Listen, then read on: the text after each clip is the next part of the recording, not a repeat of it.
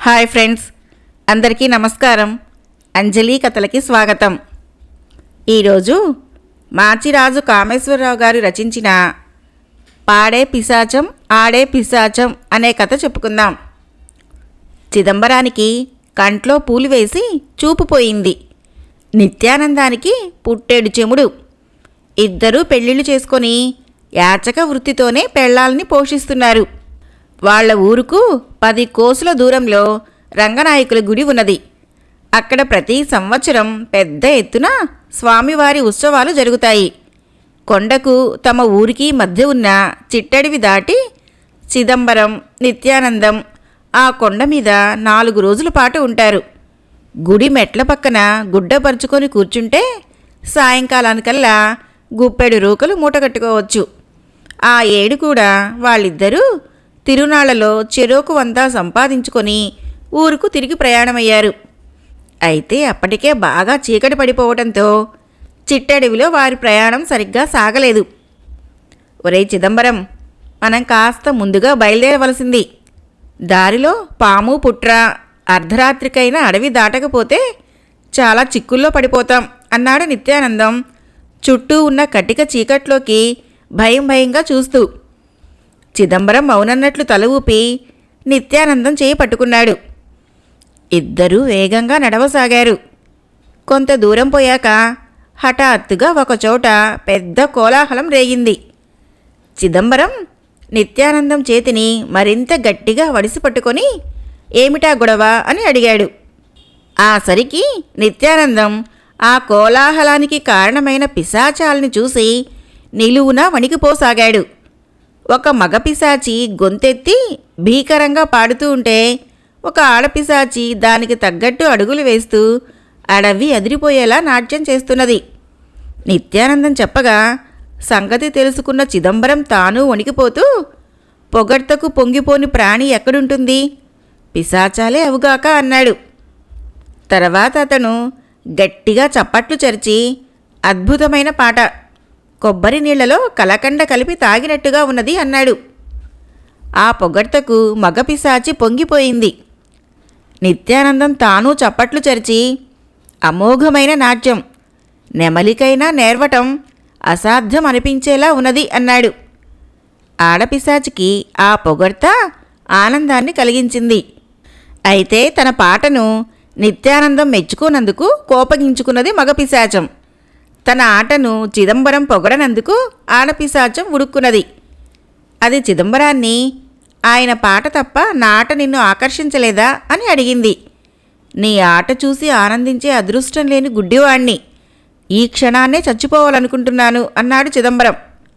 మగపిశాచం నిత్యానందాన్ని, ఆవిడ గారి ఆట తప్ప నా పాట నీకు ఆనందం కలిగించలేదా అని అడిగింది. చెవిటివాడైన నిత్యానందానికి మగపిశాచి అడిగిందేమిటో అర్థం కాలేదు. చిదంబరం కల్పించుకొని, ఈ చెవిటి మాలోకానికి పాట పసందుగా ఉన్నది లేనిది ఎలా తెలుస్తుంది అన్నాడు. ఆ జవాబుతో పిశాచాలకు వాళ్లల్లో ఒకడు గుడ్డివాడని, రెండవవాడు చెవిటివాడని తెలిసిపోయింది.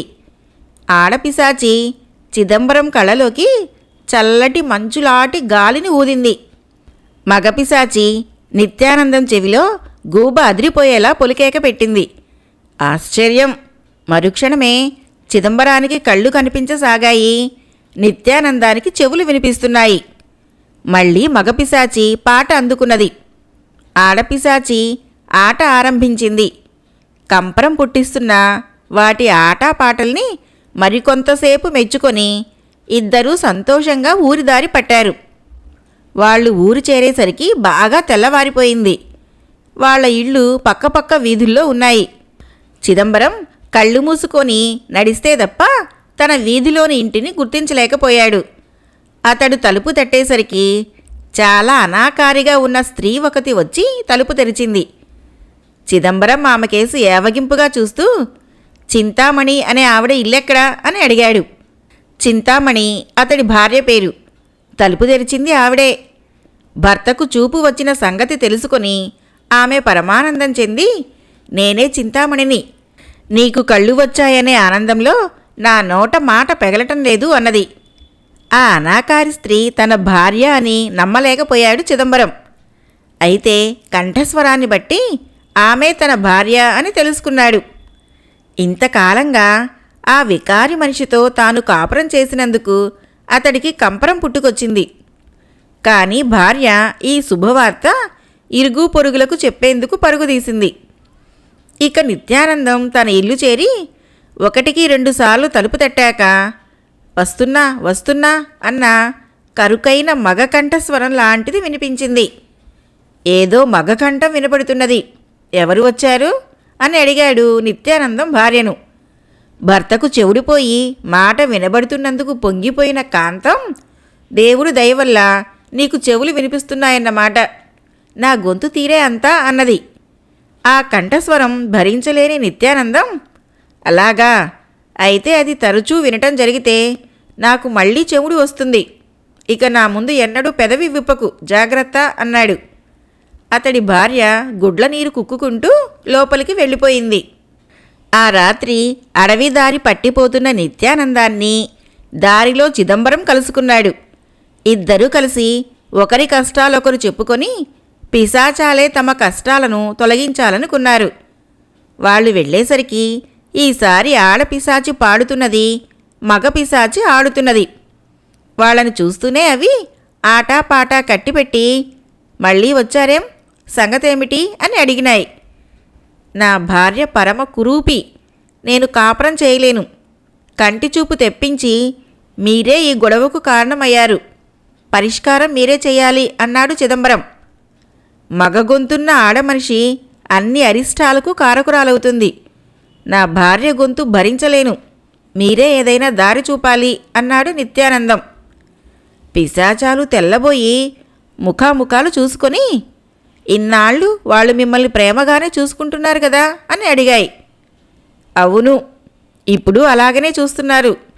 ఎటొచ్చి వాళ్ళ రూపము కంఠస్వరాలే చిరాకు కలిగిస్తున్నాయి అన్నారు చిదంబరం నిత్యానందం. ఇంతవరకు మీకున్న లోపాల్ని వాళ్ళేం పట్టించుకోకుండా ఎంతో ఆదరంగా చూశారు. వాళ్ల మనసులు ఎంత మంచివో ఆలోచించి చూడండి అన్నది మగపిశాచం. ఆ మాట నిజం కావటంతో ఇద్దరూ జవాబు చెప్పలేకపోయారు. అప్పుడు మగపిశాచం, శారీరకంగా ఉండే లోపాలు సరిదిద్దుకోలేనటువంటివి. అవి ఉన్నవారిని అసహ్యించుకోవటం క్షమించరాని నేరం. జీవితం అంతా కలిసి ఉండవలసిన భార్యాభర్తల మధ్య ఉండవలసింది ప్రేమ, ఒకరిపై ఒకరికి ఆదరణ. మీరు మీ భార్యల అందచందాల్ని గాక వాళ్ల గుణగణాల్ని గౌరవించుకోవడం నేర్చుకోండి అన్నది. ఆ మాటలతో నిత్యానందానికి ఆ క్షణంలోనే తన చెముడు పోయినట్టు అనిపించింది. చిదంబరం అప్పుడే తన గుడ్డితనం పోయినవాడిలా పిశాచాలకేసి ఆప్యాయంగా చూశాడు. ఇద్దరూ పిశాచాలకు వంగి నమస్కరించి, మాకు సరైన బుద్ధి చెప్పినందుకు బతికున్నంత వరకు మీకు కృతజ్ఞులం అని అప్పటికప్పుడే ఇంటిదారి పట్టారు. ఫ్రెండ్స్, కథ అయిపోయింది. ఇప్పుడు మరొక కథ చెప్పుకుందాం. కథ పేరు కాజీ చేసిన మోసం. ఇది అరేబియా కథ. చాలా కాలం క్రితం ఘజ్నీ నగరాన్ని సుల్తాన్ మహమ్మద్ పాలిస్తూ ఉండగా ఒక వర్తకుడు అజర్బైజాన్ నుంచి హిందూ దేశానికి ప్రయాణమై వస్తూ ఘజ్నీ నగరం చేరాడు. ఆ నగరం అతనికి అన్ని విధాలా ఎంతో నచ్చింది. అందుచేత అక్కడే స్థిరపడి తన వృత్తి అయిన వర్తకం చేసుకుందామని నిశ్చయించుకున్నాడు. వర్తకం బాగా అనుకూలించగా అతను కొద్ది కాలంలోనే సంపన్నుడై మంచి అందము, సుగుణ సంపత్తి గల కన్యను వివాహమాడి సుఖంగా జీవించసాగాడు. కొంతకాలం జరిగింది. అతని వర్తకం దినదినాభివృద్ధి చెందింది. క్రమంగా అతని సరుకులు హిందూ దేశానికి కూడా ఎగుమతి అయ్యాయి. తర్వాత అతను స్వయంగా హిందూ దేశానికి వెళ్ళి వర్తకపు వ్యవహారాలు చక్కబెట్టవలసిన అవసరం ఏర్పడింది. తాను చెయ్యనున్నది దీర్ఘ ప్రయాణం. దాదాపు 1 ఏడాది పాటు తన భార్యను ఎవరి వద్దనైనా ఉంచాలంటే నగరంలో తనకు బంధువులెవరూ లేరు. నగరంలో ఒక కాజీ ఉన్నాడు. ఆయన చాలా నీతిపరుడు, మహాపవిత్రుడు అయిన న్యాయాధికారి అని చెప్పుకునేవారు. అందుచేత వర్తకుడు ఆ కాజీ వద్దకు వెళ్ళి, తమరు ధర్మమూర్తులని లోకమంతా చెప్పుకుంటున్నది. నేను వ్యాపారం మీద 1 సంవత్సరం పాటు దేశాంతరాలకు పోతున్నాను. అంతకాలము నా భార్యను మీ ఇంట ఉంచుకొని కాపాడ ప్రార్థన. ఆమెకయ్యే ఖర్చు ఇచ్చి మరీ బయలుదేరుతున్నాను అన్నాడు. అందుకు కాజీ సంతోషంగా ఒప్పుకున్నాడు. వర్తకుడు తన భార్యను కాజీ ఇంట వదిలి వెళ్ళిపోయాడు. వర్తకుడి భార్య సంవత్సరం పాటు కాజీ ఇంట దైవధ్యానం చేస్తూ ఎలాంటి దుర్ఘటనలు లేక గడిపేసింది. కానీ అంతలో కాజీ ఆమెను చూడటం జరిగింది. ఆమె అందం చూసి కాజీకి దిగ్భ్రాంతి కలిగింది. అతని సద్బుద్ధి కాస్త హరించుకుపోయింది. వర్తకుడి భార్యను ఎలాగైనా వంచాలన్న దుర్బుద్ధి బలంగా తలెత్తింది. ఒకనాడు కాజీ భార్య ఇంటిని వర్తకుడి భార్యకు అప్పగించి ఎక్కడికో వెళ్ళింది. ఈ సంగతి కాజీకి ముందే తెలిసి అతను వేళగాని వేళ ఇంటికి తిరిగి వచ్చాడు. అతను తిన్నగా వర్తకుడి భార్య ఉన్న గదిలోకి వెళ్ళి, నేను ఎంతో పాపభీతి గలవాడినని, ధర్మచింతన గలవాడినని లోకమంతా ఎరుగును గదా, నా ఎదుట పడటానికి ఎందుకు నీకు సంకోచం? నన్ను చూసి భయపడటం అన్యాయం అన్నాడు. ఈ మాటలతో వర్తకుడి భార్యకు కొంత ధైర్యం వచ్చింది. నాకు చాలా ఆకలిగా ఉన్నది, కాస్త భోజనం పెడతావా అని కాజీ వర్తకుడి భార్యను అడిగాడు. ఆమె కాజీకి వడ్డన చేసి అవతలికి వెళ్ళింది. అప్పుడు కాజీ తన వద్ద ఉన్న మత్తుమందు తీసి ఆహారంలో కలిపి వర్తకుడి భార్యను పిలిచి, అమ్మాయి, నన్ను ఒంటరిగా తినమన్నావా? ఏకాంత భోజనం మహాదోషం అంటారు. నాకు ఆ దోషం కలగకుండా నాతో పాటు లాంఛనంగా నువ్వు కూడా ఒక ముద్ద తినుమరి అన్నాడు. పెద్దవాడి మాట తీసేయటం మర్యాద కాదని వర్తకుడు భార్య కాజీ అందించిన ముద్దలు 2 తిని స్పృహ తప్పి పడిపోయింది. సరిగ్గా అదే క్షణంలో ఇంటికి ఎవరో వచ్చిన అలికిడి అయింది. తాను చేసిన పాపిష్టి పనికి అసలే దిమ్మరపోయి ఉన్న కాజీ మరింత కంగారుపడి వర్తకుడి భార్యను తీసుకుపోయి తన ధనము నగలు దాచి ఉంచే పెట్టెలో పెట్టి యువతలికి వచ్చాడు. ఈ లోపల కాజీ భార్య పిల్లలు ఇంట్లోకి వచ్చారు. కాజీ ఆమెను చూస్తూనే కోపం అభినయిస్తూ, ఇల్లు గాలికి వదిలేసి ఎక్కడికి వెళ్ళావు అని అడిగాడు. ఇల్లు చూస్తూ ఉండమని వర్తకుడి పెళ్ళానికి చెప్పి వెళ్ళానే అన్నది కాజీ భార్య భయపడుతూ.